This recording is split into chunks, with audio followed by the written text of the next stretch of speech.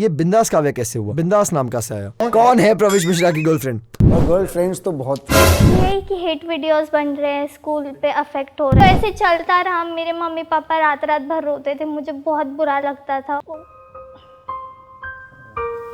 काव्या, एक पॉइंट पे आप इंडिया के नंबर 1 फीमेल गेमर थे और उसके बाद भी टॉप पे रहने के बाद आपने गेमिंग क्यों क्विट करी? टीवी इंडस्ट्री में नेपोटिज्म एग्जिस्ट करता है। What is the dark side of the TV industry and the YouTube industry? एक टीवी एक्टर और एक यूट्यूबर कितना कमा लेते हैं मंथली? तो अब मैं कुछ चीजें पूछूंगा। काव्या आपके लिए प्रविष्ट आंसर करेगा एंड प्रविष्ट आपके लिए काव्या आंसर करेगी। ऐसा हो जाए कि पीपल कैन कॉल मी मजेदार मिश्रा। और फिर ये बना बिंदास काव्या।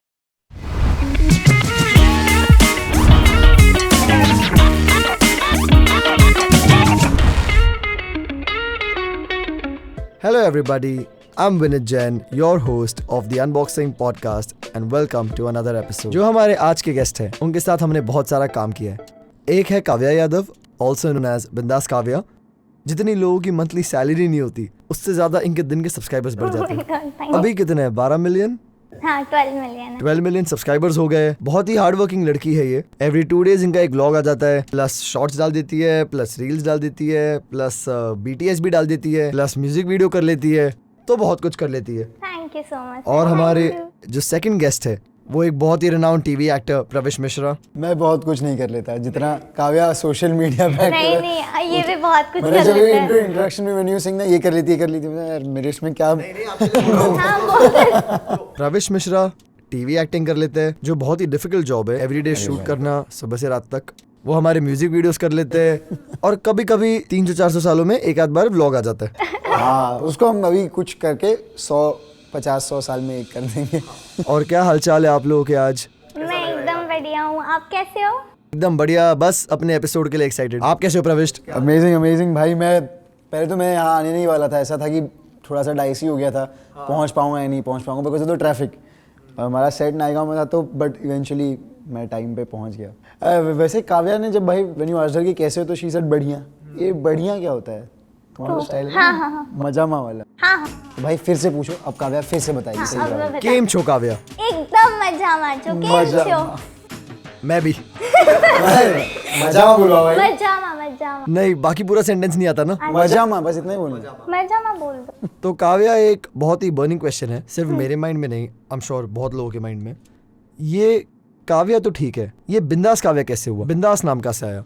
हाँ, अच्छा, बिंदास तो इसकी बचपन से स्टोरी है। मतलब है ना, मैं छोटी थी तब मुझे बोलना नहीं आता था ठीक से। मैं अटक अटक के बात करती थी, या फिर मैं ना ऐसे हकलाती थी बात करते करते, या फिर मेरी सांस फूल जाती थी, जो अभी भी फूलती है।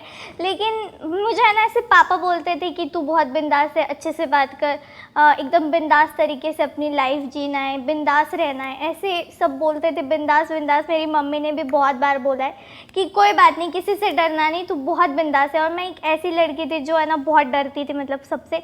अगर सामने बहुत सारे लोग आ जाए ना, ऐसे सब भीड़ में चली जाओ ना, तो मैं बहुत डर जाती थी और ऐसे हकला के बात करती थी। तो सब बोलते थे कि तू बहुत बिंदास है, बिंदास है। तो ऐसे आया बिंदास और फिर ये बना बिंदास काव्या। वाह। तो प्रविष्ट, अगर आपके नाम के आगे कोई एडजेक्टिव लगाना होता तो आप क्या होते? जैसे बिंदास काव्या, वैसे व्हाट प्रविष्ट? हाँ, बताओ अब। भाई मोर देन प्रविष्ट, मतलब आई फील ऐसा हो जाए कि पीपल कैन कॉल मी मजेदार मिश्रा। मजेदार मिश्रा, क्या बात है। एलिट्रेशन भी आ गया यहाँ पे थोड़ा सा एम का। हाँ। तो एलिट्रेशंस मतलब मजेदार लगते भी हैं। तो इसी बात पे प्रविष्ट, आपके दिल में कोई लड़की बसती है? भाई मेरे सामने बैठी बहुत बड़ी हस्ती है, पहले ये जवाब देंगे उसके बाद मैं बताऊंगा। नहीं, मेरे दिल में दूर दूर तक कोई नहीं बसती। बट डू यू नो कि कितनों के दिल में तुम बसते हो? नहीं, ऐसा कुछ नहीं, आप बोल रहे हो। ये तो लोग कमेंट करके बता देंगे ना कि किस के दिल में विनीत भाई बसते हैं। भाई ने बोला था कि मैं इंटरव्यू में बाद में आगे जाके कहीं पूछूंगा ये सवाल। इन्होंने स्टार्टिंग में एक क्वेश्चन दाग दिया। कौन है प्रवेश मिश्रा की गर्लफ्रेंड?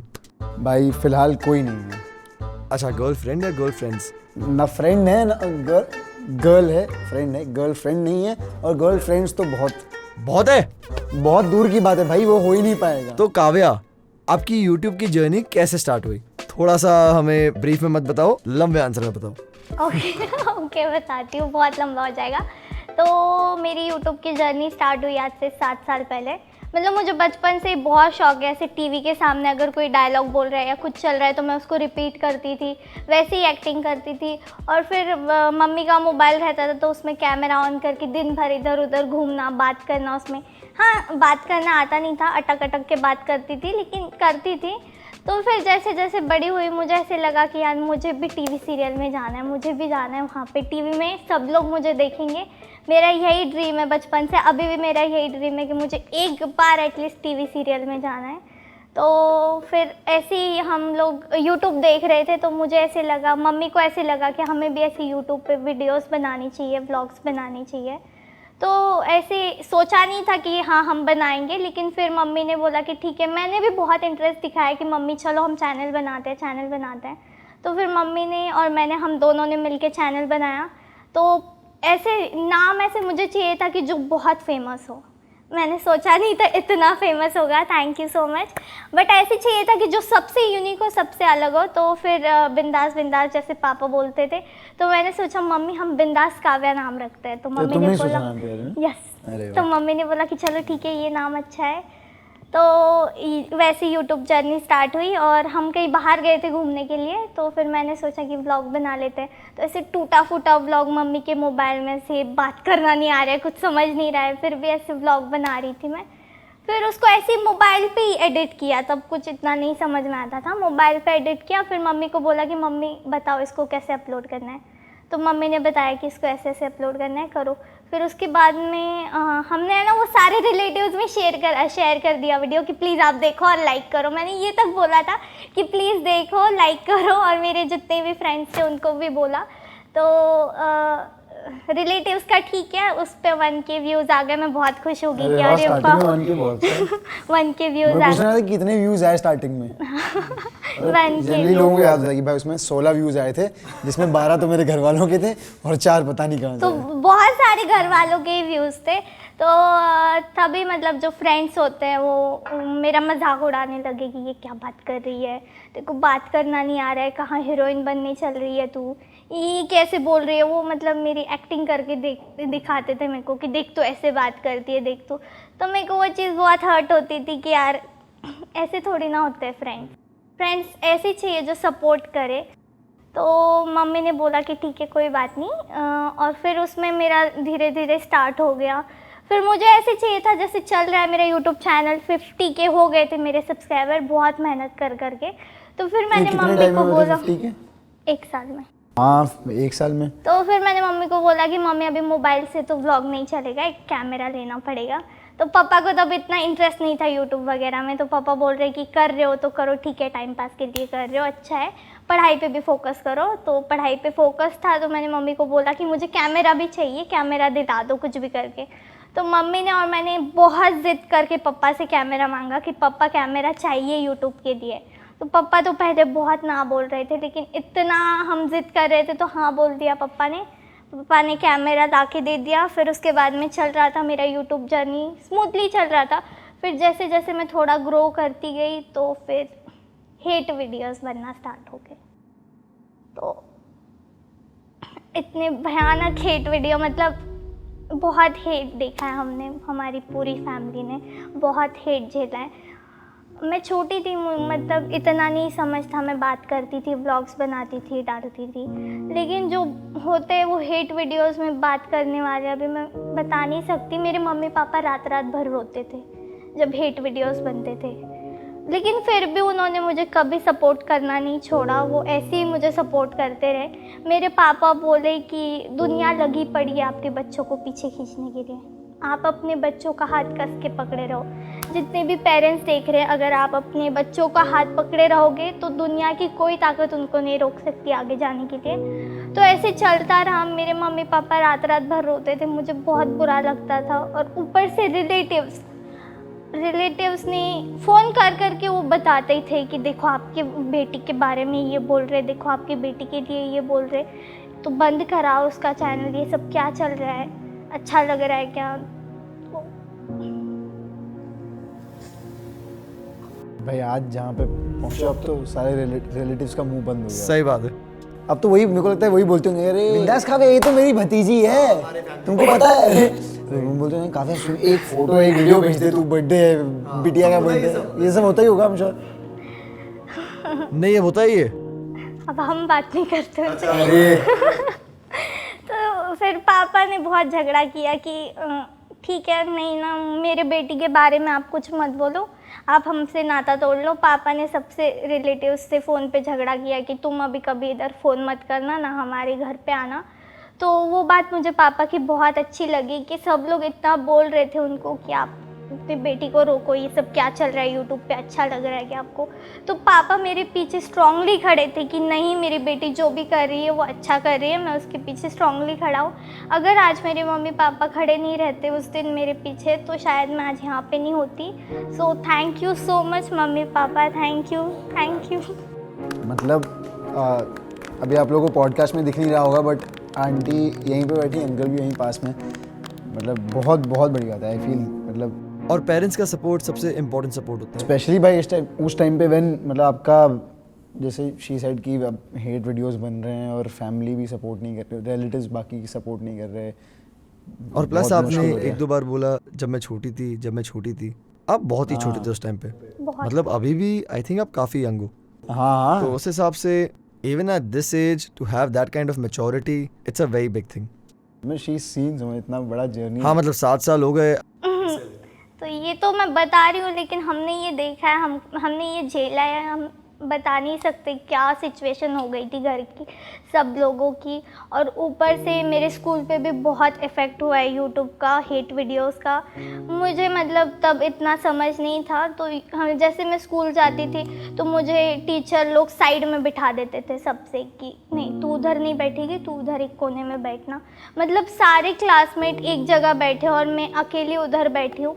और फिर क्लासमेट में भी बहुत चेंजेस आए, जैसे वो पहले बात करते थे वैसे बात नहीं कर रहे थे, वो मुझे ही तंग करने लग गए कि ये क्या चल रहा है यूट्यूब पे, ये चल रहा है वो चल रहा है, से ताने मारते थे, मुझे साइड कर देते थे सबसे, कोई बात नहीं करता था। और ऊपर से एक मुझे चाहिए था कि यार टीचर तो सपोर्ट करे, टीचर ने भी बिल्कुल सपोर्ट नहीं किया मुझे इस चीज़ में। टीचर ने फिर एक दिन ऐसा आया कि टीचर ने मम्मी पापा को बुलाया स्कूल में और सीधा बोल दिया कि आप कहीं और स्कूल में शिफ्ट हो जाओ, कहीं और स्कूल में चले जाओ, यहाँ पे तो नहीं पढ़ा सकते। क्यों मतलब क्या रीज़न क्या दिया इसका? यही कि हेट वीडियोस बन रहे हैं, स्कूल पे अफेक्ट हो रहा है। टीचर्स भी बायस थी।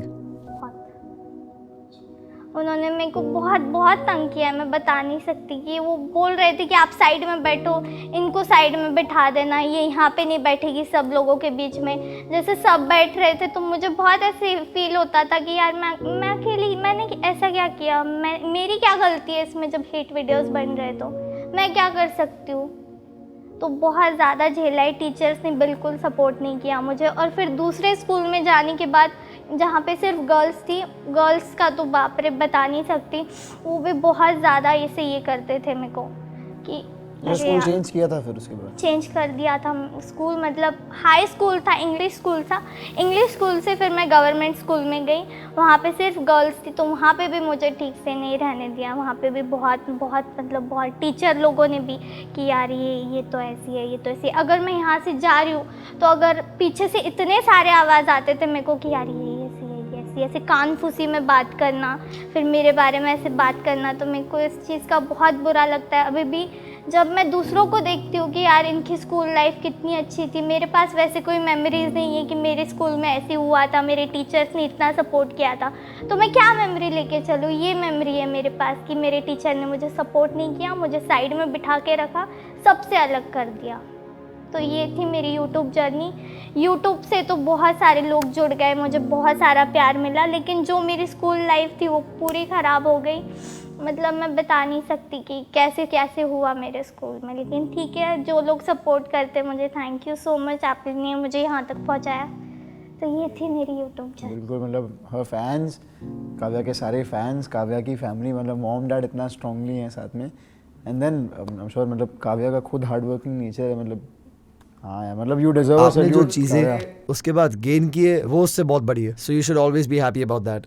बहुत भाई इतना गेन किया है। मतलब आज मेरे इंस्टाग्राम के एक पोस्ट पे कमेंट आ गया मुझको, मतलब मैं स्वाइप अप किया तो दिख गया, तो किसी ने मुझको भेजा था कि अरे काव्या ना मुंबई आ गई है, उसको मिलना ज़रूर। आपने बताया नहीं कि मेरे गाने के लिए आई है? हाँ, तभी कुछ बताया नहीं, इसलिए मतलब क्योंकि कमेंट था वो, तो इसी किसी ने कमेंट की काव्या मुंबई, मतलब काव्या ने स्टोरी कहीं डाली थी कि मैं मुंबई जा रही हूँ या ऐसे क्वेश्चन वाला ना, कहाँ जा रही है, तो लोगों ने देखा मुंबई, तो मुझको कमेंट आ गया काव्या मुंबई आ रही है, मिलना ज़रूर। काव्या, ये तो हो गया आपका पास्ट जो बीत चुका है। अब आप एक पोजीशन पे हो जो बहुत लोग होना चाहते हैं पर हो नहीं पाते, तो अब इसके आगे आपका ड्रीम क्या है? मतलब बिंदास काव्या का लाइफ लॉन्ग जो एक गोल होता है कि ये मुझे करना है, वो क्या है? सो मेरा गोल ये है कि मैं सिर्फ यूट्यूब पे नहीं रहना चाहती, मुझे यूट्यूब से भी बढ़कर और बड़ा कुछ करना है। मुझे है ना सिर्फ एक ही ड्रीम है, मैं हमेशा बोलती हूँ, अपने हर वीडियो में बोलती हूँ कि मुझे सिर्फ एक बार टीवी में जाना है। अरे हम श्योर बहुत जल्द हो जाएगा। मतलब हमने काव्या के साथ अभी कितने 3 गाने शूट कर लिए हैं, चौथे का शूट होना है कल। बाय द टाइम ये पॉडकास्ट आएगा 4 गाने रिलीज हो चुके होंगे। ओके, सो मैंने काव्या की एक्टिंग देखी है, she is a brilliant actress, thank बहुत ही नेचुरल एक्सप्रेशंस। एंड कंसिडरिंग आपने कभी प्रोफेशनल एक्टिंग नहीं की, मतलब टीवी पे या फिल्म्स या वेब सीरीज, उसके बाद भी आपकी एक्टिंग बहुत अच्छी है, ये बहुत ही एक कमेंडेबल चीज़ है। सो आई एम प्रीटी श्योर ये भी चीज़ डाउन द लाइन आपके साथ होगी बहुत जल्दी, and all our best wishes to you for that. Of course so much, thank you. And more than, मतलब आई फील, मतलब एक्टिंग तो is a skill which is learned and can be learned, and वो मतलब हमेशा एक acting journey, learning की जो process है। बाकी being confident in front of the camera is also in it self a very difficult thing, and that she is already, मतलब वो कैमरा कॉन्शियसनेस या वो फेयर नहीं है, तो एक काफ़ी जर्नी तो पहुंची। हाँ, बस मतलब एक right place at the right time होना, एंड देन हाँ, तो ये तो हो गई काव्या की कहानी। अब आता है हमारे बैरिस्टर बाबू प्रविश मिश्रा की कहानी पे, जो आज से हमारे लिए मज़ेदार मिश्रा है। अरे ठीक है, तो मिस्टर मज़ेदार मिश्रा, आपकी ये जो टीवी की प्यारी सी कहानी है वो कैसे स्टार्ट हुई? मैं स्कूल में एक्टिंग करता ही था। स्कूल में हमारे इंटर स्कूल कॉम्पिटिशन्स बहुत सारे होते रहते थे, इंटर हाउस कॉम्पिटिशन्स होते हैं वहाँ पे, एक्टिंग, ड्रामा, फिर स्ट्रीट प्ले स्कूल में होते थे, वो सारे कर रहा था।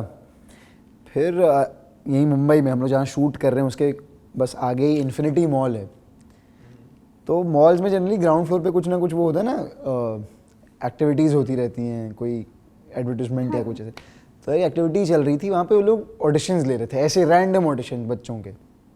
तब मैं शायद 6th स्टैंडर्ड में रहा रहूँगा, तो ये ऑडिशन चल रहा था, वहाँ पे मैंने ऑडिशन दिया, वहाँ से शॉर्टलिस्ट हुआ, और फिर वहाँ से शॉर्टलिस्ट होके फिर कई सारे ऑडिशंस हुए, धीरे धीरे धीरे, फिर इवेंचुअली कोई एक आई लैंडेड अ रोल, फिर वहाँ से धीरे धीरे धीरे से journey. Which was the first show? The first one was in Mahabharat, star plus में महाभारत आया था, हाँ, जिसमें शहीर शेख भाई was playing Arjun and Saurabh Rajan was playing Krishna, और बहुत सारे मतलब सारे पांडव थे, रोहित भारद्वाज वॉज प्लेइंग युधिष्ठिर, सबके नाम क्या बताऊँ, बट वहाँ से मतलब that was the first thing. नहीं, सॉरी, ये तो गलत हो गया। पहला तो बुद्धा था, तो जी टीवी पे एक शो आया था बुद्धा, जिसमें I was playing the main villain. आप विलन थे? हाँ, मतलब वो पहला वो ये था। कहाँ से विलन लगते ही है? हाँ, मतलब इसलिए मैं बोला वो जर्नी वैसे नहीं, बट उसमें तो पहला वाला विलन था, उसके बाद फिर सारे जनरली पॉजिटिव वाले रहे थे, बट पहला विलन था उसमें। जी टीवी में बुद्धा एक शो था, गौतम बुद्ध। मतलब एज अ चाइल्ड एक्टर या एज एन एडल्ट? नहीं, चाइल्ड एक्टर। सो गौतम बुद्ध की लाइफ में एक हम लोगों ने स्कूल में वो स्टोरी सुनी होगी, जहाँ पे गौतम बुद्ध के भाई ने हंस को मार दिया था, and then he had remove the arrow, तीर उन्होंने निकाल के उसे, तो जिस भाई ने एरो मारा था वो मैं प्ले कर रहा था, देवदत्त। अच्छा, तो बचपन से वो ही was trying to kill Gautam Buddha और ये सब, तो पूरी कहानी वैसी थी। तो that was the first thing. मैं गलत हो गया। हाँ, second was Mahabharat. And your first lead role was? First lead role मतलब major lead role was barrister Babu, but उसके पहले एक शो आया था सब टीवी पे विच वाज कॉल्ड यारो का टशन। ओके। तो यारो एक रोबोट था, ऐसा कुछ तो कहानी थी, बट उसमें भी शुरुआती दौर में ही था, मतलब then the show took a leap, फिर वो कैरेक्टर बड़ा हो गया। मेजर तो बट प्रविष्ट, आपने भी बहुत सारे एक्सपीरियंस एक्टर्स एंड एक्ट्रेसेस के साथ काम किया है, अरे भाई, so how difficult was it for you to break out between these actors and actresses? Because of course अगर कोई और लीड है, how difficult is it for somebody who's not the first lead, maybe a second lead or a third lead initially in his career, to stand out between such established artists? मतलब जिसमें sound very प्रीची, ऐसा मतलब बहुत idealistic sound करने की चाहत नहीं है, बट फिर भी कहानी में लीड तो सबसे पहला लीड तो स्टोरी होती है। Of course. तो स्टोरी अगर सही हो तो वो है, बाकी coming back to your question, I been very lucky, मतलब मैं बहुत खुद को बहुत लकी मानता हूँ कि अब तक जितने भी सीनियर एक्टर्स के साथ मैंने काम किया है, मैक्सिमम बहुत ह्यूमिलिटी वाले हैं, बहुत ग्राउंडेड एक्टर्स हैं. मतलब कई सारों का मैं सुना हूँ कि यार बहुत एटीट्यूड वाले, मतलब थोड़ा सा एटीट्यूड होता है और वैसा, बट अब तक मैं जिनके साथ मुझे मौका मिला है काम करने का, ऐसा कोई नहीं था जिसमें ऐसा कि कुछ एटीट्यूड हो या कुछ. मतलब मैं जनरली हर किसी से कुछ ना कुछ सीखने का ही मौका मिला. बट नॉट बिकॉज आप यहाँ पर हो, बट ये मैं आपको बहुत ऑनेस्टली बोल रहा हूँ, ऐसे कुछ एक्टर्स हैं जिनसे मेरी बातचीत होती रहती है कभी काम से या कुछ, तो जिन लोगों ने आपके साथ काम किया है वो भी आपकी बहुत तारीफ करते, दिस से the exact same things for you कि बहुत ही हम्बल है, बहुत स्वीट लड़का है. बस वही सीखा उन्हीं, मेरा एक्सपीरियंस रहा है प्रवेश के साथ काम करने का. जिन ने आपको बोला होगा ना मैं हूँ, उन्हीं से सीखा भी हूँ मैं वो होना. जो आप लोगों की इतनी लंबी और इतनी सक्सेसफुल जर्नी रही है, इस जर्नी में सबसे बड़ा कंट्रीब्यूशन किसका है, ये आप दोनों आंसर करो. भाई काव्या का आंसर मैं दे सकता हूँ. मतलब अच्छा. जितना मैं पहले से जानता हूँ काव्या को और अब जितना मैंने सुना, बहुत क्लियरली काव्या की जर्नी के पीछे उसके mom dad and her hard work, ये मेरे को दो मेजर प्लेयर दिखते हैं कि काव्या की पेरेंट्स, मॉम डैड, और ऑफ कोर्स ये खुद नहीं बोलेगी इसका हार्ड वर्क, बट मैं इसके लिए वो आंसर देता हूँ, इसका हार्ड वर्क भी बहुत ज़रूरी है. यस, मुझे भी लगता है सही है. Thank you so much. भाई मेरा आंसर काव्या को देने मतलब. चलो गैस मार लो. हाँ अब तो कैसे ही करना. देखो पेरेंट्स तो होंगे, हाँ ऑफ कोर्स वो तो हाँ पेरेंट्स तो है, और ये भी बहुत हार्ड वर्किंग है, बहुत हार्ड वर्क करते हैं, सो ऑफ कोर्स इनका हार्ड वर्क है. इनके अलावा और कोई है? भाई बहुत लकीली, मतलब ये एक डिफरेंस जो मेरे और काव्या की जर्नी में है कि मुझको मेरे स्कूल टीचर्स का भी बहुत सपोर्ट, विच इज़ मतलब आई अंडरस्टैंड वो ना मिलना कितना मतलब दुखदाई हो सकता है. मतलब I genuinely I can understand कि कितना वो जर्नी पेनफुल रहेगी जब स्कूल टीचर्स का सपोर्ट नहीं मिले. Because through out my life मुझे भी यही लगता है कि मेरे जो टीचर्स रहे, right from school to junior college to engineering to MBA, मेरे टीचर्स बहुत ज़्यादा हेल्पफुल रहे, टू द पॉइंट कि उन्हें उतना होने की ज़रूरत भी नहीं थी. Over and above their best potential they help me, जहाँ पे भी कर सकते थे, और अगर वो नहीं होते तो मैं यहाँ नहीं होता. तो ये सोच के वो सपोर्ट के बिना भी काव्या ने अगर ये सब अचीव किया है तो इट्स बिल्कुल बिल्कुल भाई बिल्कुल. मतलब मैं बता रहा हूँ, मुझे इतना सपोर्ट मिला तब जाके ये हो पाया. और अब ऐसा है, मेरी जूनियर KG में मेरी टीचर थी शेरिल मिस, सीनियर KG में डैगमा मिस, ये क्लास टीचर्स के नाम बता रहा हूँ मैं. इनके अलावा तो फिर कितने सारे, मतलब स्कूल में रंजन सर, आशा मिस, ये सब बहुत सारे टीचर्स हैं. मतलब मैं नाम तो जितने लूँ उतने कम है. बट 12th में ना मेरे एक प्रोफेसर थे, अभय सर नाम है उनका. मतलब 12th में मैं तभी ना सिया के राम एक शो आया था स्टार प्लस पे, उसकी शूटिंग में थोड़ा सा मैं आउटडोर्स में बिजी था.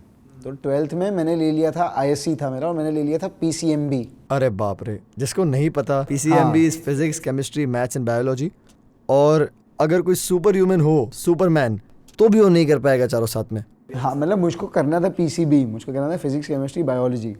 पर मेरे पापा ने कहा कि भाई मैथ्स तो ज़रूरी है, लाइफ में ज़रूरी है, मैथ्स तो करना पड़ेगा. देसी डैड. हाँ तो उनका बेसिक था, उनका था कि अभी समझो तुम कुछ नहीं कर पाए, आर्मी की भर्ती के लिए तो मैथ ज़रूरी होता है. तो 12वीं तक तो मैथ ज़रूरी है, तो मैथ्स ले लिया था, पर फिर पढ़ नहीं पाया था मैं. और उसमें 12th में तो कैलकुलस होता है, डिफरेंशिएशन, इंटीग्रेशन और सब कुछ. तो अभय सर ने मुझको बोर्ड्स के, मतलब 12th बोर्ड्स के 2 दिन पहले स्टोरी फॉर्म में मैथ सिखाया है. अच्छा. और अभय सर को मैंने अपनी लाइफ की, मैंने ना बहुत स्टार्टिंग मैंने पोइट्री लिखना शुरू की थी, तो उनको मैंने सिखाई थी. तो अभय सर ने मुझसे कहा था कि एक्टिंग तो तुम, और मैंने वहीं इंटर हाउस कंपटीशन में कुछ किया था, तो उन्होंने आके मुझको बोला था कि एक्टिंग तो तुम कर लेते हो. और जनरली बहुत कम किसी की तारीफ़ करते थे, तो मैं उसको बहुत आई होल्ड इट हाई. ये साइड की एक्टिंग तो तुम कर लेते हो, बस इसको और सीखते रहना. फिर उन्होंने कहा था कि उर्दू भी सीखना बहुत ज़रूरी है. फिर मैंने उनको कहा था कि सर मैं, फिर मैंने इसी में मेरे को याद था कि मैं एक बार ना 10th के आसपास, रंजन सर एक मेरे प्रोफेसर हैं, उनको मैंने कहा था कि सर मैं ना घर छोड़ना चाहता हूँ. क्यों? तभी ऐसे कुछ तो मैं होता ना, ये दौर में कुछ ऐसा रिबेल दिमाग में आता है. तो रंजन सर समझे कि ये बच्चा है, पर मुझको ऐसे नहीं बोले एक काम कर, तू छोड़ देना घर और तू चाय की टपरी डालना. तभी मोदी जी नए नए प्राइम मिनिस्टर बने ही थे. बोले तू चाय वाला बन जाना, मैं पैसा इन्वेस्ट करूँगा. तो मेरा कहने का मतलब है कि टीचर्स का सपोर्ट ऐसा था कि तू जो भी कर, we are with you, that was enough. तो सही बात है. तो फिर ये बताओ, घर छोड़ा कि नहीं? नहीं भाई, घर कहाँ छूटता है.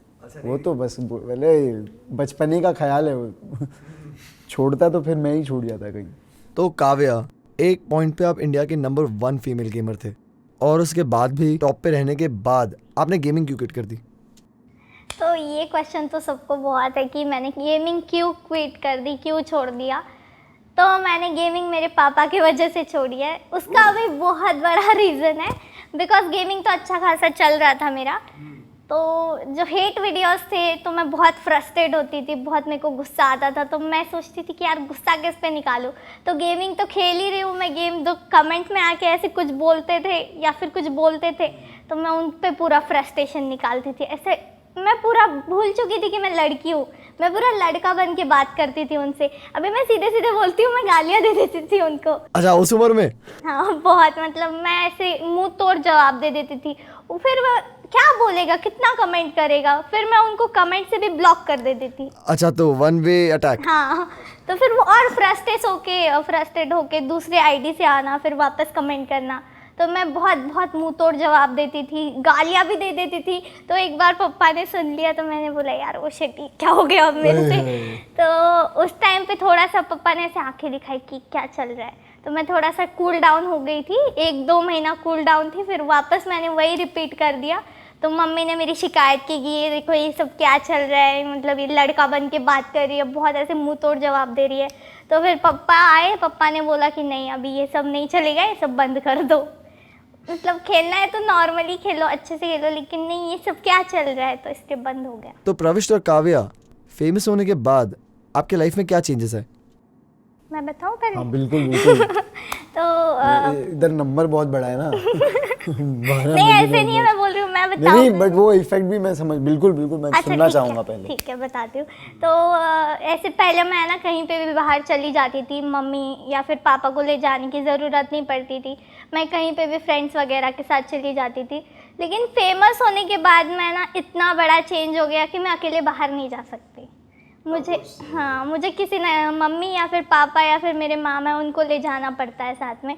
तो वो चीज़ मेरे को थोड़ी सी लगती है कि यार मुझे अकेले जाने का मन करता है, लेकिन नहीं जा सकते, मम्मी पापा को ले जाना पड़ता है फॉर सिक्योरिटी रीजंस। बहुत सारे लोग मिलते हैं तो नहीं लेके जा सकते।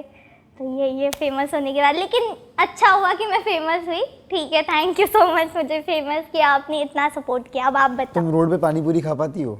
हाँ, मम्मी के साथ जाती हूँ तो खा लेती हूँ। तो एक शाहरुख खान का इंटरव्यू था, किसी ने देखा हो तो, कि शाहरुख खान बोल रहे थे कि क्या आप जूहू बीच की पाव भाजी मिस करते हो? वो बोले नहीं करता मैं, मुझे अच्छा लगता है जब पाव भाजी मेरे घर आती है और साथ में रहता। ये देखा था। तो मुझे लगता है कि ये एक फेमस होने के एक ऑफ कोर्स बहुत कम कुछ नेगेटिव्स है तो बहुत सारे पॉजिटिव्स भी है। बहुत पॉजिटिव है। So yeah there are always two sides to a coin. चलो प्रविष्ट, अब आप बताओ। मिस्टर मजेदार मिश्रा। ये नाम अब मुझको लगता है you will make it the गाने में स्टारिंग में ना इस बार मजेदार मिश्रा आने वाले, प्रविष्ट मिश्रा नहीं। नहीं भाई, प्रवेश मिश्रा ही ठीक है उसमें। तो टू आंसर क्वेश्चन, वैसे for me a lot hasn't changed, क्योंकि अब यही बात होगी कि जो जैसे काव्या का जो fan following it's huge and it's मतलब लॉयल फ़ैन फॉलोइंग है। वेराज फॉर मी वो उस कैरेक्टर के लिए ज़्यादा प्यार है। मतलब अगर किसी ने बैरिस्टर बाबू देखा तो वो अनिरुद्ध रॉय चौधरी मेरा शो में नाम था, तो उस कैरेक्टर को वो प्यार मिला। तो मतलब वो प्यार इवेंचुअली मुझे को मिल रहा है, but it's for the character. उसके बाद फिर मैं अगर बननी चाहूँ होम डिलीवरी किया, वहाँ पे युवान को था तो युवान के कैरेक्टर को, सो वो इंडिविजुअल से पहले उस किरदार को प्यार मिलना होता है, और फिर समय के साथ किरदार बदल भी जाता है, किरदार का लुक बदल जाता है। So and also in Mumbai I feel Mumbai में थोड़ी सी कहानी अलग है। यहाँ पे ना बहुत सारे एक्टर्स हैं। हाँ, तो इतना जो मतलब एक सेलिब्रिटी का हाइप होता है, हाँ वो आई थिंक जितने सिटीज मैंने विजिट किए मुंबई में सबसे कम होता है। Exactly for us film industry यही है, टीवी हाँ, इंडस्ट्री यही है, हम रेगुलर इंटरवल्स पे देखते हैं। एग्जैक्टली मतलब हम लोग जहाँ भी शूट कर जिम में आ रहे हैं, मतलब जहाँ हम शूट कर रहे हैं भी अंधेरी, हम मुंबई के अंधेरी एरिया में शूट कर रहे हैं, अंधेरी और वेस्ट में हम लोग। तो अंधेरी वेस्ट में तो ऐसे कहते हैं कि अगर हम ऐसे ऊपर बॉल फेंकें कहीं तो चांसेस है कि किसी एक्टर के सर पे लगेगा वो बॉल। तो सारे मतलब अंधेरी, जुहू, बैंड्रा, हाँ। Everything after Worli. अब देखो भाई स्टेज नियर जुहू, तो अब क्या आपको मैं बताता हूँ। अंधेरी जैसे जैसे आप जुहू, बांद्रा, साउथ बॉम्बे की तरफ जाते जाएंगे तो वहाँ स्क्वायर फीट का रेट बढ़ता जाता है। तो वहाँ पे फिर वैसे ऐसे अलग अलग जो भी उसको हम डेफिनेशन दे दें या जो भी जिस तरीके से हम उसको तो धीरे धीरे बढ़ता जाता है ऐसे। तो आपको जुहू में अमिताभ बच्चन जी का बंगला मिलेगा, आपको बांद्रा में फिर सलमान खान की बिल्डिंग मिलेगी, फिर थोड़ा और आगे जाएंगे तो आपको मन्नत दिखेगा शाहरुख खान का। तो ऐसे ऐसे बढ़ता जाता है। अमिताभ सर के तो लेकिन जुहू में बंगलो नहीं, बंगले, हाँ, प्रतीक्षा जलसा, जनक प्रतीक्षा जलसा, क्या कुछ कब्जा वब्जा डालने का प्लान है क्या? इतना कैसे याद भाई है? मतलब अब मेरे स्कूल के रास्ते पे आता था। एक ये बहुत ही इम्पोर्टेंट सवाल है, आप लोग इतने फेमस हुए, इतना कुछ अचीव किया, तो जब स्टार्ट किया था कभी लाइफ में सोचा था एक दिन ये मौका मिलेगा मेरे पॉडकास्ट में आने का? जिस दिन मैंने इन्फिनिटी मॉल में जो मेरा पहला ऑडिशन दिया था, मैंने सोचा था कि ये ऑडिशन देख के विनीत मुझे बुला ले। नहीं, लेकिन बहुत अच्छा लग रहा है। जोक है। हाँ, आप लोग अरे। आए, I am very thankful because आप लोग हमारे one of the most early guests हो। और मतलब आप लोगों के साथ ना कभी ऐसा लगता ही नहीं कि प्रोफेशनल्स के साथ काम कर रहा हूँ। You guys are like family and thank you so much for being here, really. Thank you. Thank you. तो आप लोगों की फर्स्ट अर्निंग कितनी थी एंड वो अर्निंग आप लोगों ने स्पेंड कैसे की? सो मेरी फर्स्ट अर्निंग थी यूट्यूब की 26,000 और उसको स्पेंड करने की ज़रूरत ही नहीं पड़ी, अभी भी है मेरे पास। अच्छा, अभी भी है? मतलब वो फर्स्ट थी इसलिए स्पेंड नहीं की या फिर? हमारी जो फैमिली है वो पहले से ही बहुत धन संपन्न है, तो ऐसे मैंने ना यूट्यूब ऐसे पैसों के लिए स्टार्ट बिल्कुल नहीं किया है। मैंने बस एक ही एम है मेरा कि मुझे एक बार टीवी सीरियल में जाना है और मैं अपनी यूट्यूब पे अपनी एक्टिंग स्किल्स दिखाती हूँ। सो फर्स्ट अर्निंग 26,000 और उसको स्पेंड ही नहीं किया है मेरे पास अभी भी। एंड प्रविष्ट, व्हाट अबाउट यू? भाई मेरा फर्स्ट अर्निंग मतलब फ्रॉम एक्टिंग अमाउंट तो मुझको याद नहीं, कुछ ऐसी 5-7 हज़ार टाइप का कुछ रहा होगा। स्पेंड कैसे हुआ ये मैं नहीं जानता। मेरी मम्मी पापा, वो मेरी मॉम, तभी तो मेरा वो भी पैन कार्ड नहीं था मेरा, तो वो मॉम के बैंक अकाउंट में ट्रांसफ़र होता है। आई थिंक 7,000 ऐसा कुछ तो था, 5,000। तो काव्य और प्रविष्ट, अब दुकान तो अच्छी चल रही है, ये तो हमें पता है, ठीक है, पर कितनी अच्छी चल रही है? अप्रोक्सीमेटली एक टीवी एक्टर और एक यूट्यूबर कितना कमा लेते हैं मंथली? बोल दो, ठीक है। कोई इनकम टैक्स वाला नहीं देख रहा। हाँ नहीं, मुझे भी जानना है ये तो। तो इतना कमा लेते हैं कि एक फॉर्च्यूनर ले सकते हैं हर मंथ। हर मंथ? यार ऐसी बातें बोली नहीं जाती वरना नजर लग जाती है। भाई देखो, टीवी एक्टर अगर कमा के बचा पाए, है ना, अगर बचा पाए तो खरीदने को तो शायद ऑल्टो भी ना खरीद पाए, और अगर जो ढंग के कमा रहे हैं, मतलब जिनसे मैंने सीखी है एक्टिंग, वो तो फिर BMW मर्सिडीज भी खरीद। चलो, तो बहुत ही कैलकुलस और इंटीग्रेशन वाला आंसर था ये, किसी को नहीं समझा, जो कि प्रविष्ट का पॉइंट था। So well done on that. हाँ, ये अब एक सेकंड काव्या, ये जरा सवाल, मतलब माना कि ये टॉक शो है विनीत भाई का, मतलब माना कि विनीत भाई होस्ट हैं, पर अगर सवाल ऐसे आया तो सवाल कभी ऐसे भी तो जा ही सकता है ना। हाँ, ऑफ कोर्स। विनीत भाई, जो द मर्सिडीज यू ड्राइव, वो आप कितने दिनों में ले पाते हैं? Yes, या बताओ। हफ्तों में? कितना, 1-1.5 हफ्ता? अब काम गुजारा हो जाता है बस। नहीं, ठीक से बताओ, हमको जानना है। काम गुजारा हो जाता है बस। मतलब ठीक है, चल रही है लाइफ, सबकी चल रही है, हमारी भी चल रही हमसे डायरेक्ट पूछ रहे हो और आप डायरेक्ट नहीं बता रहे हो, बताओ जल्दी। 2-4 हफ्ते। 2-4 नहीं, 2-3 दिन। है। ये मैं कुछ नहीं बोल रहा हूँ, ऐसी बातें नहीं बोली जाती, जैसे काव्या प्रवेश ने बोला था, नजर लग जाती है। तो काव्या, आपके बेस्ट फ्रेंड्स कौन है? सो मेरे 2 ही बेस्ट फ्रेंड है, मतलब जो है ना बहुत बहुत अच्छे बेस्ट फ्रेंड है मेरे, जो बिना मतलब के मेरे साथ है। जैसे होता है ना दोस्तों का कि हाँ ऐसे ऐसे, ऐसे नहीं है मेरे बेस्ट फ्रेंड। मेरे बेस्ट फ्रेंड हमेशा मेरे साथ है और आगे भी मेरे साथ रहेंगे, जो कि है मेरे मम्मी पापा। अरे वाह। तो आप लोगों ने जो वॉलट जी का सॉन्ग किया है, तेरे दिल तक आना है, उसका एक्सपीरियंस कैसा था? पहले आप बताओ। और अगर ऐसा बोला कि अच्छा नहीं था तो ये क्वेश्चन एडिट हो जाएगा, तो आपको पता है क्या आंसर करना है, गो फॉर इट। अरे नहीं, सच्चा ही आंसर है। It is amazing. मतलब हम लोगों ने जो वो गाना किया था वो टेहरी डैम पे किया था, तो वहाँ उसके पास किया था। फिर वो जो एंड में जो ब्रिज पे किया था, वो लोकेशन इतनी अमेजिंग थी, मतलब एंड द एंटायर टीम, मतलब इस टीम का I've worked before also, so it was amazing working with the team, मतलब विनीत भाई, नितेश भाई, सक्षम भाई, the entire team. And then फिर उसी that was the first time I met Kavya and uncle aunty को मिला, तो बहुत बहुत ही अमेजिंग था। एंड मतलब ऐसा आई फाउंड पीपल कि यार हैं ये लंबे and we genuinely vibe very well. मतलब प्रविष्ट और मेरा ये है, हम ऐसे कभी मिलते नहीं है. इनफैक्ट हम सिर्फ शूट्स के टाइम मिलते हैं या शूट्स प्लान करने के टाइम मिलते हैं. हाँ पर फिर भी जब भी मिलते हैं ना, द वाइब इज लाइक, ऐसा लगता है कि हम बहुत मिले हैं. अभी we keep meeting, we just good friends ऐसा. अब वो मिलते नहीं से ज्यादा मिल पाते नहीं है. हाँ, प्रविष्ट का भी शेड्यूल बहुत ज़्यादा बिजी होता है, थोड़ा सा. Like all TV actors of course. और काव्या, अब आप बोलो.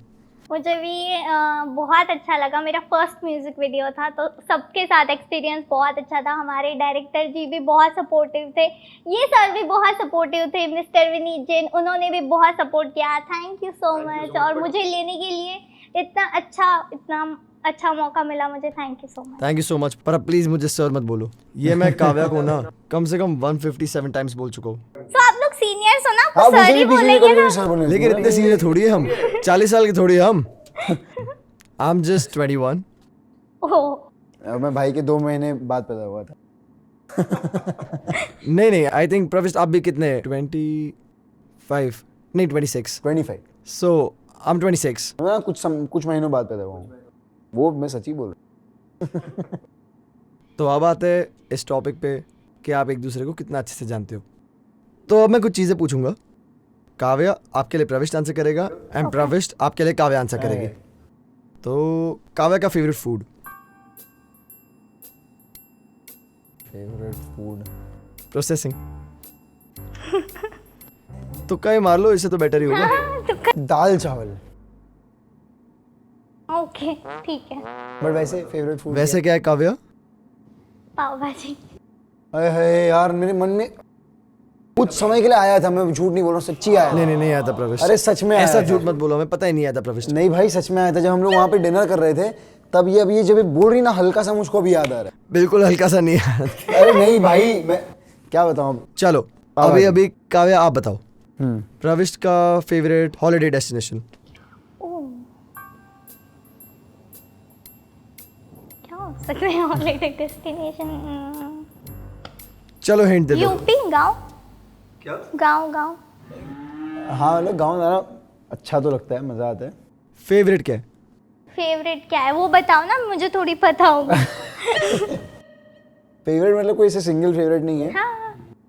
बट जनरली मुझे ऋषिकेश जाना, हरिद्वार जाना बहुत पसंद है. तो काव्या का फेवरेट बॉलीवुड एक्टर. शाहरुख खान. हाँ चलो ठीक है, ये भी पसंद है. ये फेवरेट कौन है? सलमान खान. भाई देखो क्या बात है, सलमान खान मुझे पसंद है. तो मैं सोचा कि इनका कुछ अलग होगा, तो मैं शाहरुख खान बोल के देख लूँ. अभी क्योंकि बीच में भी सेड अबाउट सम इंटरव्यू ना, तो काव्या ने कहा मैंने सुना है वो इंटरव्यू, तो मुझे लगा शाहरुख खान शायद. अच्छा चलो, ये भी प्रवेश ने जस्टिफाई कर लिया. जवाब गलत था, मैं मानता हूँ. अब काव्या बताओ, प्रवेश की फेवरेट एक्ट्रेस.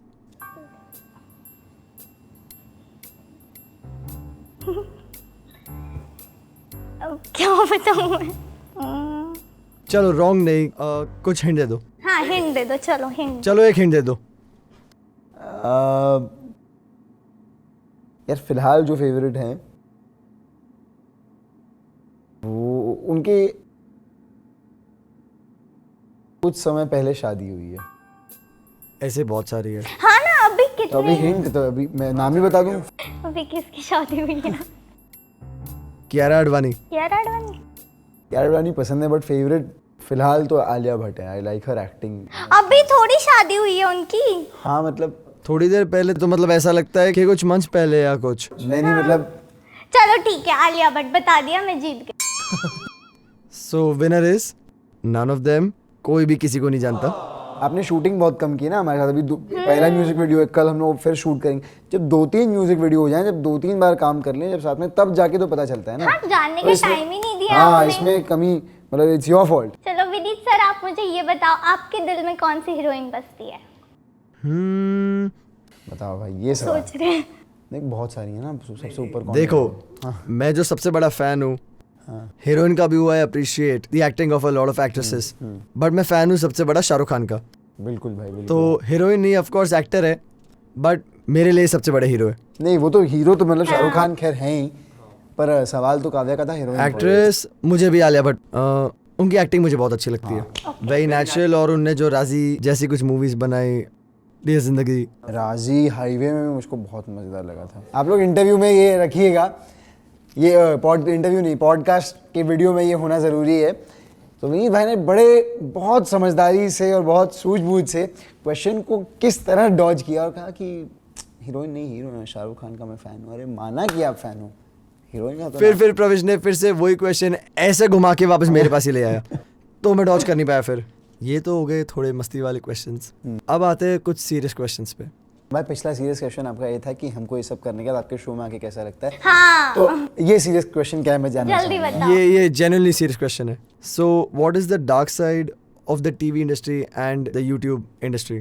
तो मुझे ऐसे लगता है यूट्यूब कम्युनिटी की डार्क साइड ये है कि हाँ, यूट्यूबर्स है ना टीवी में बहुत मुश्किल से जा पाते हैं, बहुत टाइम लगता है उनको, या फिर बॉलीवुड में एंटर करने के लिए बहुत टाइम लगता है। लेकिन वैसे ही अगर टीवी से कोई यूट्यूब पे आ रहा है या फिर बॉलीवुड से कोई यूट्यूब पे आ रहा है तो हमारी यूट्यूब कम्युनिटी उसको एक्सेप्ट कर लेती है, वार्म वेलकम करती है उनका। लेकिन यूट्यूब से टीवी पे जाना बहुत डिफ़िकल्ट होता है, बहुत स्ट्रगल करना पड़ता है। मैंने ऐसे ज़्यादा यूट्यूबर्स को टीवी में या फिर बॉलीवुड में जाते हुए नहीं देखा। ओके, ओवर टू यू प्रविष्ट। आपको क्या लगता है टीवी इंडस्ट्री के डार्क साइड्स? भाई डार्क साइड एज सच मुझे लगता है कि there are only better sides. मतलब आप देख लो टेलीविज़न में, मतलब जो लोग ज़ीरो से स्टार्ट कर रहे हैं उनको आज अपॉर्चुनिटी मिली है। मतलब if I consider my self also, मैं not that I had any background या कोई ऐसा था, तो करते करते ही मौका मिला है। तो ऐसी कोई डार्क साइड नहीं, आई फील जहाँ अंधेरा है वहाँ उल्टा उजाला कर देती है टीवी। मतलब टीवी वहाँ तक पहुँच पा रही है, वहाँ तक लोग टीवी देखते हैं जहाँ तक जनरली शायद और कोई, मतलब हर छोटे शहर में आज भी थिएटर नहीं है इंडिया के, बट टीवी तो फिर भी लोग देख ही रहे हैं। तो I feel more than the dark side it's spreading light. तो टीवी इंडस्ट्री में नेपोटिज्म एग्जिस्ट करता है? नहीं, मतलब नॉट रियली। मतलब उसका रीज़न देखो, टीवी का बहुत it's a which is a good thing. Television में मल्टी लेवल चेक्स हैं आपके प्रोडक्ट। पहले तो कास्टिंग चेक है, फिर आपके क्रिएटिव्स लेवल पे चेक है, फिर आपके प्रोड्यूसर लेवल पे चेक है, फिर आपके चैनल लेवल पे चेक है। तो देयर आर मेनी चेक्स जिसमें आपको एक्चुअली बहुत सारी चीज़ों पे खरा उतरना पड़ता है। Only then you can get the opportunity. तो फिर उसमें नेपोटिज्म का so it's not like a 1% decision? Not a 1% decision. मतलब बहुत सारे लोग जब इन्वॉल्व होते हैं तो एक इंसान किसी को फेवर नहीं कर पाता। राइट, मतलब वही तो, मतलब कि कोई एक कॉन्स्टिट्यूएंसी का इंसान नहीं डिसाइड कर रहा है कि प्राइम मिनिस्टर कौन है। पूरा इंडिया मिल के डिसाइड कर रहा है कि उनके एरिया का मेंबर ऑफ पार्लियामेंट कौन है, फिर वो डिसाइड कर रहे हैं कि प्राइम मिनिस्टर कौन है। तो एक अच्छा खासा फिल्ट्रेशन प्रोसेस है। तो काव्य और प्रविष्ट, ऑफ कोर्स जब आप सक्सेसफुल होते हो और 100 लोग अच्छी चीज़ें बोलते हैं, तो ऐसे कुछ लोग ये भी होते हैं जो के बारे में बुरी चीज़ें बोलते हैं, जिन्हें हम ट्रोल्स बोलते हैं। तो आप दोनों अपने ट्रोल्स के साथ डील कैसे करते हो? सो मेरा तो एक ही फंडा, उनसे डील क्यों करना है, इतना टाइम क्यों देना है उनको डील करने के लिए? आपके पास और कोई काम नहीं है, आप अपना काम पे फोकस करो, काम पे ध्यान दो, उनको ट्रोल करने दो, वो तो वही करेंगे। कोई घर में बैठ के ट्रोल कर रहे हैं, वो क्या कर रहे हैं? आप आओ ना, स्क्रीन के सामने आओ, ऐसे एक लाइन बोल के दिखाओ, हाँ बात करके दिखाओ। कैमरा ऑन करने पे ऐसे थर थर कांपने लग जाते हैं लोग, लेकिन स्क्रीन के पीछे बोलना बहुत इजी लगता है लोगों को, बहुत इजी, ऐसे कुछ भी बोल देते हैं लोग। तो मैं बोलती हूँ कि यार छोड़ो इनको क्यों इतना ये देना है, भाव देना है, छोड़ दो उनको उनके इस पे। हम अपना काम पे फोकस करते हैं, वो देखते रह जाएंगे, हम चांद पे चले जाएंगे, वो वहीं पे बैठे रहेंगे। Fair enough. और प्रविष्ट, व्हाट अबाउट यू? सही भाई। तो मैं तो जनरली ट्रोल्स देखता ही नहीं हूँ ज़्यादातर। कुछ ट्रोल्स बड़े मज़ेदार होते हैं, कुछ फ़नी होते हैं, तो उसका लुत्फ़ उठा लिया जाता कभी है। मज़ा भी आता है ना? हाँ, कोई रैंडमली आपको इनबॉक्स में गाली देके जा रहा है, पता नहीं क्यों, कोई इंटेंशन नहीं, कुछ नहीं। मतलब कुछ लोग तो ऐसी वीडियो, कोई मेरा कहीं का कुछ वीडियो उठा के उस पर लिखते हैं, अरे तू ऐसा कैसे बोल दिया। अरे आप मानोगे नहीं, मुझे एक बंदे ने मेरा ईमेल आईडी ढूंढ के मुझे मेल करके गाली भेजी थी। सिर्फ एक 1 वर्ड मेल था जो गाली थी, वो भी मेल से, ऐसा नहीं कि इंस्टाग्राम पे डीएम कर दिया। तो भाई अभी सोचो ना, मैं तो सोचता हूँ कि अगर कोई इंसान इतना एफर्ट्स ले रहा है ना तो अच्छा ही। मेरे को लगा यार कितना स्वीट है, थिंकिंग अबाउट मी। तो ठीक है ना, उतना ही वो काम कर रहे हैं ना। हाँ ना, एफर्ट्स है ना। वैसे तो वेला बैठा है वो। तो अब हम ना एक छोटी सी गेम खेलते हैं जिसमें आप प्रविष्ट के बारे में 3 अच्छी चीज़ें बताओगे और प्रविष्ट आपके बारे में 3 अच्छी चीज़ें बताएंगे, और एक ट्विस्ट, दोनों सेम चीज़ें नहीं बोल सकते। Okay, let's go. पहले कौन बोल रहा है? अच्छा, मैं सेम बोल भी ना पाऊँ। ये काव्या ने बड़ी समझदारी से मुझे ऐसे लगता है कि ये बहुत बहुत केयरिंग नेचर है इनका, और ये बस इतना सोचते हैं कि इनकी वजह से है ना किसी और को कोई तकलीफ नहीं होनी चाहिए। और ये बहुत बहुत हार्ड वर्किंग है, मतलब इतना शूट करते हैं, इतना मतलब हम सोच के भी ऐसे थक जाते कि यार ये कैसे कर लेते हैं इतना शूट, और नींद भी पूरी नहीं होती है। तो सच में ये बहुत हार्ड वर्किंग है, बहुत केयरिंग नेचर है इनका, और बहुत स्वीट है। Okay, caring, hard working, sweet. अब प्रविष्ट, अब आपको कुछ डिफिकल्ट ढूंढना पड़ेगा। देखो मैं सबसे पहले हार्ड वर्किंग तो बोल दूं, उसको काउंट मत करना 3 में, भले ही आप ना चाहो तो, बट ये मेंशन करना बहुत जरूरी है। हाँ, बट नहीं काउंट कर रहे। हाँ बिल्कुल मत करना, but she is a very hard working girl, तो इसको डोंट काउंट इट। बट ये पहली बात मुझे कहनी थी।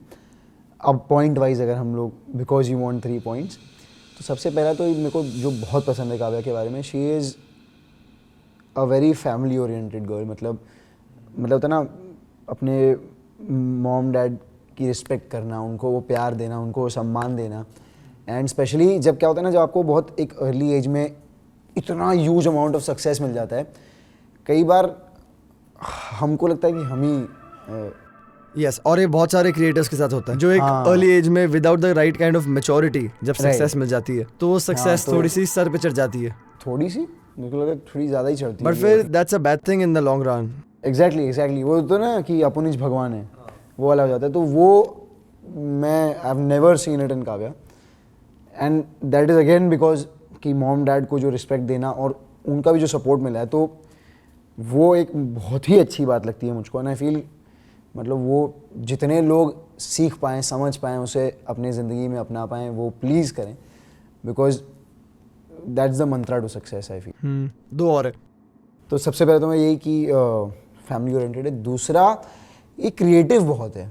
मतलब काव्या के दिमाग में आइडियाज़ मुझको लगता है कि किस स्पीड से आते हैं। ये मैं अग्री करता हूँ। मतलब कभी कभी रील्स वील्स की आइडिया देती है, हाँ पता नहीं कहाँ से निकाल लेती है कि आप यहाँ से आओ, इधर से शॉट और डन।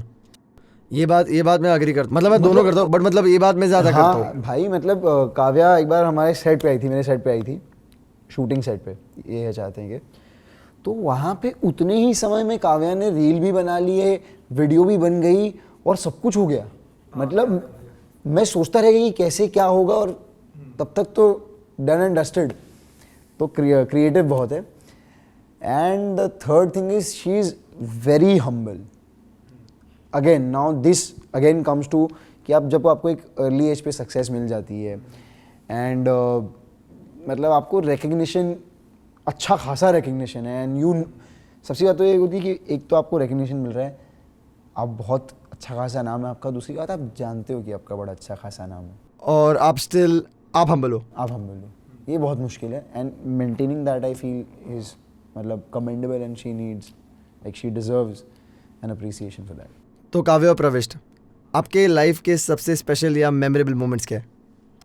मेरा तो, मैं जब 8 साल गांव में रहने के बाद फर्स्ट टाइम सिटी आई, वो सबसे मेमोरेबल मोमेंट था, क्योंकि मुझे पता ही नहीं था कि सिटी कैसी होती है। मैं 8 साल गांव में रही हूँ बचपन में, तो वो एकदम ऐसे चमकता हुआ मोमेंट था। मेरे को अभी भी याद है कैसे हो रहा था सब कुछ। मैं सब देख रही थी कि यार ये कहाँ आ गई मैं, ऐसे वाला मोमेंट था। And Pravisht, for you? भाई there is no single moment, मतलब देयर वैसे बड़े कुछ जो मतलब याद रह गया हो कि यार ये कुछ है स्पेशल, या चलो एक नहीं, मतलब okay, let's make it a little more concise. After you started acting, that one moment, और मे बी द मोमेंट जब आपको लगा कि I have made it. After I started acting में वो फर्स्ट वाला, तो मतलब when you perform, I feel the biggest drawback as an performer is कि यू सीक रिकग्निशन। आप चाहते हो कि कोई आपके काम को या जो आपने किया है उसे तारीफ कर दे, या मतलब जितना भी कोई कह ले कि वो नहीं चाहता है, हर कोई मन में चाहता ही है। तो जब पहली बार मुझे मेरे डायरेक्टर सर ने कहा था कि अच्छा था, वो अच्छा था ही बहुत अच्छा लगा मुझको। मतलब ये होता है ओके कट, ओके नाइस, वो नाइस वाला नाइस नहीं होता था, वो एक उन्होंने आके बोला कि अरे अच्छा किया सीन। तो आई फेल्ट कि जस्ट फॉलोइंग अप इन दोनों क्वेश्चंस को, अभी तक वो मोमेंट आ गया है जब आपको लगता है कि आई हैव मेड इट, कि वो आना बाकी है या वो आके गुजर चुका है? मेरा मोमेंट तो आना बाकी है, अभी टाइम है, अभी बहुत मेहनत कर रही हूँ मैं उसके लिए। हाँ भाई, कहाँ आ चुका है, मतलब अभी तो मुझे लग रहा है आसपास भी नहीं है। बट एक सेंस ऑफ स्टेबिलिटी आ जाती है I believe after a point, जब आप कुछ साल काम कर लेते हो। इवन विद मी, अगर मैं आपको मेरे बिजनेस के बारे में बताऊँ, वॉलडिजी के बारे में, जो इनिशियल ईयर्स थे वो हमेशा स्ट्रगल वाले थे। पता नहीं कैसे करना है, कैसे क्या होगा, कौन से गाने हिट होंगे। आफ्टर सम पॉइंट एक आपकी स्टेबिलिटी आ जाती है कि आपको पता है कि हाँ आप टिकने वाले हो। फिर देखेंगे मतलब कहाँ पर कंपनी जाती है, इसके बाद यहाँ जाती है, वहाँ जाती है। उसके बाद अगर आपको एक नेक्स्ट पॉइंट ऑफ स्टेबिलिटी जाना है तो एक ग्रोथ आती है। हाँ समझ रहा हूँ। विनीत भाई चलो अब आप बताओ यार, लाइफ की सबसे मेमोरेबल मोमेंट। तो एक मोमेंट नहीं है, but it's a series of incidents जो मैं एक मोमेंट की तरह कैप्चर करता हूँ। तो बचपन से ही मैं एक फिल्म फैमिली में पैदा हुआ हूँ। फॉर्चुनेटली मेरे जो पापा और उनके भाइयों की कंपनी है Venus world wide entertainment. So right since when I was a kid लोग मुझे विनीत जैन फ्रॉम वीनस ही बोलते थे। फिर ये हुआ कि जब मैंने मेरा खुद का काम स्टार्ट कर दिया, फिर भी लोग मुझे विनीत जैन फ्रॉम वीनस ही बोलते थे और मैं इससे बिल्कुल भी अशेम नहीं हूँ। In fact I am very proud of it. पर कहीं ना कहीं ये लगता है कि ये चीज़ मैंने नहीं की है। ये चीज़ मेरे पापा और उनके भाइयों की मेहनत का नतीजा है और इसमें मेरा कोई कंट्रीब्यूशन नहीं है, तो मैं इसमें डिज़र्व नहीं करता। ऐसे बहुत ही ओवरवेलमिंग लगता है, बहुत खुशी होती है, बट ये चीज़ ऐसा नहीं लगता कि मैंने की हुई है।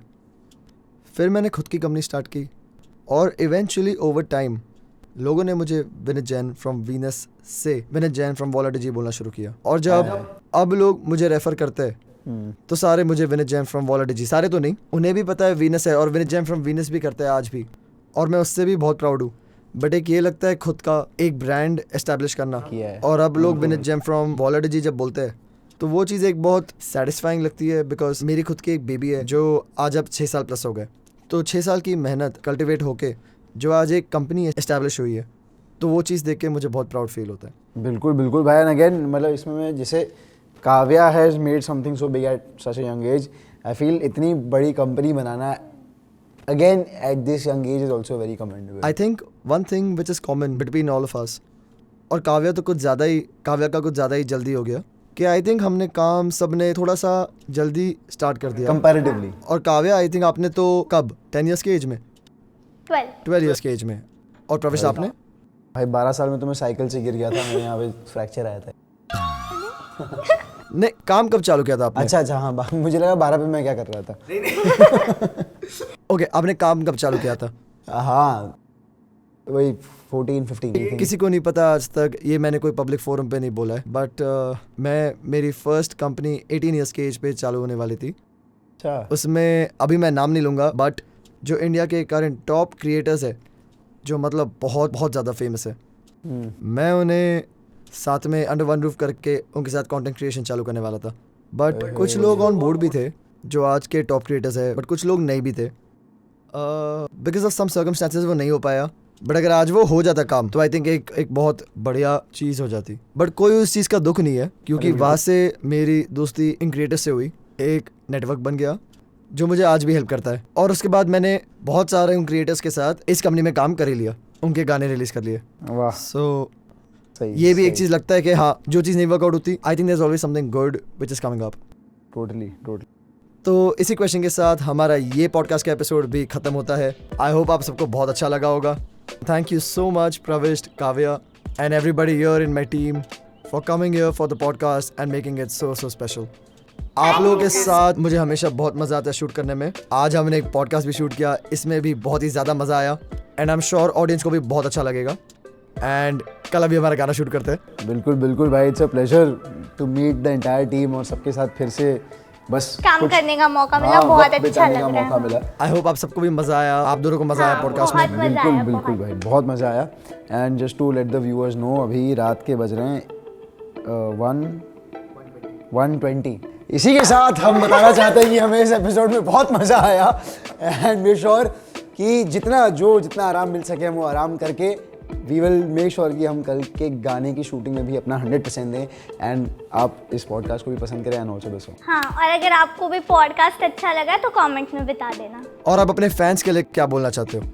सो मैं मैं तो यही बोलना चाहती हूँ कि आप लोग मुझे ऐसे ही आगे प्यार करते रहिए, ऐसे ही सपोर्ट करते रहिए। आपने इतना प्यार किया है मुझे बहुत अच्छा लगता है जब ऐसे ग्रैंड पेरेंट्स आके मुझसे पूछते हैं, बोलते हैं कि हम आपकी वीडियोस देखते हैं, तो मुझे ऐसे बहुत दिल से अच्छा लगता है कि अरे वाह, मतलब इतने ग्रैंड पेरेंट्स मेरे वीडियो देख रहे हैं, मुझे बहुत दिल से खुशी होती है। So thank you so much. आप अपना प्यार ऐसे ही बनाए रखें और प्लीज़ प्लीज़ प्लीज़ अपना प्यार ऐसे ही बनाए रखें। Thank you. वाह, मैं सोचूं मतलब काव्या के फैन, वैसे मैं सोच रहा हूँ कि बच्चे भी हैं, हाँ। Young people and then senior citizen, मतलब ऐसा रेंज है पूरा। Amazing. And just to address everyone who is been supporting me in my journey, अब शुरुआत से लेके अब तक, एंड आई होप आप आगे भी सपोर्ट करें। अगेन मैं ये बात बताना चाहूँगा, ये विनीत भाई ने शायद मिस कर दी, मुझे वॉला डीजी में आने का reason were the fans, my fans who actually DMed him. तो स्पैम्ड मी। स्पैम, अच्छा एक सिंगल डीएम नहीं, बहुत सारे अभी भी करते हैं। है। तो भाई इससे ज़्यादा मैं क्या मतलब थैंक यू बोलूँ या क्या बोलूँ। मतलब हम दोनों मुंबई में रहते हैं, हम दोनों का स्कूल बहुत करीब था, हम दोनों we are almost the same age, इतना पास होके भी वी नेवर कनेक्टेड, और फैंस के थ्रू वी कनेक्टेड। आप सबके through I got this opportunity, आप सबके through I got the opportunity, ये मौका मिला इतने सारे इतने मज़ेदार लोगों को मिलने का। सो मतलब मैं जितना शुक्रिया अदा करूँ वो कम है। तो अगर आपको ये पॉडकास्ट अच्छा लगा तो प्लीज़ लाइक करिए और अपना फेवरेट मोमेंट कमेंट्स में बताइए। अब इतना सब कुछ कर ही दिया है तो सब्सक्राइब करना मत भूलिए। Subscribe to the unboxing podcast.